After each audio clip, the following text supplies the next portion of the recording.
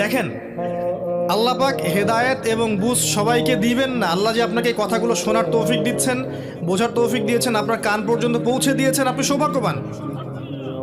আল্লাহ পাক সবাইকে সুযোগ দিবেন না। 1999টা মানুষ জাহান্নামে যাবে,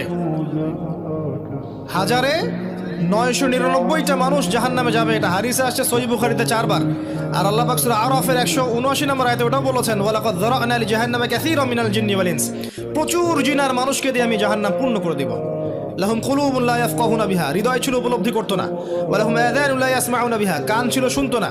ওয়ালাহুম আ'য়ুনুন লা ইবসিরুনা বিহা, চোখ ছিল দেখতো না। উলাইকা কাল আনআম, এরা ছিল গবাদি পশুর মতো। বাল হুম আদাল, বরং তার চেয়ে নিকৃষ্ট। উলাইকা হুমুল গাফিলুন। একই ক্যালকুলেশন, 1999 জন মানুষ জাহান্নামে যাচ্ছে। তো আপনি সৌভাগ্যবান, কারণ এই কথাগুলো আপনার পর্যন্ত পৌঁছেছে।